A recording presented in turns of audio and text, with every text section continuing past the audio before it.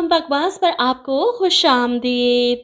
हसरत ड्रामे की अगली किस्त में आप देखेंगे कि सनाया और अरहम के जज्बातीपन ने सनाया की माँ की जान ले ली। अरहम जो तलाक की धमकियाँ देकर हादी को इससे खींच रहा था, तो सनाया को भी गुस्सा आ गया। देर तलाक अभी अरहम तलाक दे देता तो सारा किस्सा यहीं पर तमाम हो जाता। सनाया की भी जान छूटती और अरहम भी आगे चलकर फबीहा की असलियत जानने के बाद पछताता सारी ज़िंदगी। फिलहाल तो सनाया की माँ की मौत ने मामला बीच में ही ठप कर दिया।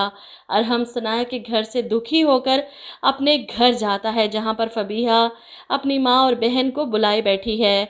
इनसे सीधे मुँह बात नहीं करता, तो इस बात पर फबीहा काफ़ी नाराज़ है। इसे अरहम बताता ही नहीं कि सनाया की वालदा की डेथ हो गई। सनाया के बारे में सोच सोच कर परेशान कि वो अपनी माँ से बहुत प्यार करती थी और आज मैं क्या करने जा रहा था। सनाया को तलाक देने लगा था। गुस्से में आकर वो खुद तन्हा बैठकर सोच रहा है, पछता रहा है। मैं सनाया के बगैर कैसे रह सकता हूँ, ऐसा कैसे कर सकता हूँ, मैं इतना खुदगर्ज कैसे हो गया। और यही परेशानी कि वो फबीहा से कोई बात नहीं करता, ना ही इसकी नाराज़गी की परवाह करता है और जाकर सो जाता है। वो भरी बैठी थी कि अरहम ने इसकी माँ और बहन की इज्जत नहीं की, इन्हें इग्नोर करके चला गया। रात को हमजा दरवाजे पर आता है फरहीन और इसकी माँ को लेने। फबीहा इन दोनों को सी ऑफ करने दरवाजे तक आई थी। हमजा से सामना होता है तो नजरें चुरा लेती है। वहीं फरहीन घर जाकर अपनी माँ से कहती है, फबीहा का घर देखकर मेरी तो आंखें फटी की फटी रह गईं।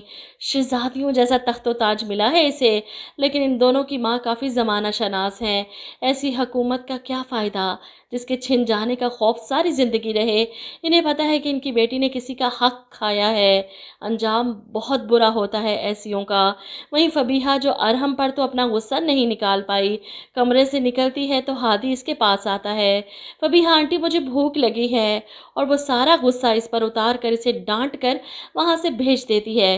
कुछ नहीं है इस वक्त खाने को, सो जाओ जाकर चुप करके। बेचारा बच्चा वहीं सोफे पर भूखा प्यासा सो जाता है। अब अरहम सुबह उठता है तो हादी को सोफे पर सोए देख परेशान होकर इसे उठाता है। हादी, आप यहाँ पर क्यों सो रहे हो?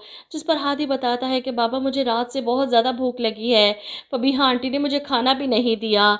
मैंने इनसे कहा तो इन्होंने मुझे डांट दिया। फबीहा बच्चे की बात सुनकर घबरा जाती है, क्योंकि अरहम के चेहरे पर गुस्सा था।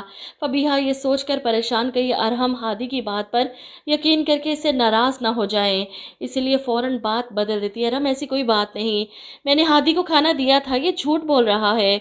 अरहम गुस्से से फबीहा को देख रहा है, जिस पर फबीहा कहती है, मुझे ऐसा क्यों लग रहा है जैसे आपको मुझ पर यकीन नहीं। आपकी नज़रों में मैं खुद को कसूरवार क्यों देख रही हूँ? अरहम मेरा यकीन करे, मैंने हाथी के लिए इसके फेवरेट सैंडविचेस बनाए थे, लेकिन ये सो चुका था और आप भी परेशान थे, मेरी तबीयत भी ठीक नहीं थी।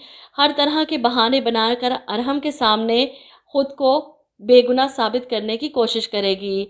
वहीं हादिया को सनाया भाभी की अम्मी की डेथ की खबर मिलती है तो अफसोस के लिए फ़ोन करती हैं, जिस पर सनाया सब कुछ बताती है, किस तरह अरहम की वजह से ये सब कुछ हुआ। मेरी माँ के सामने मुझे तलाक दे रहा था, वो बर्दाश्त ही नहीं कर पाई सदमा। 2 तलाक़ें तो वो दे चुका है, तीसरी मैं खुद ले लूँगी और ख़त्म करूँगी इस किस्से को। भाभी की बात सुनकर हादिया भी डर जाती है, अगर ऐसा हो गया तो सब ख़त्म हो जाएगा। इसलिए वो अरहम को फ़ोन करती है, मुझे सनाया भाभी ने सब बता दिया, किस तरह वहाँ जाकर आपने तमाशा किया जिसकी वजह से उनकी अम्मी की डेथ हो गई। आप ऐसा कैसे कर सकते हैं भाई? उस लड़की के झूठ ने आपकी आंखों पर ऐसी पट्टी बांधी है कि आपको कुछ नज़र ही नहीं आ रहा। अरहम किसी की नहीं सुनना चाहता।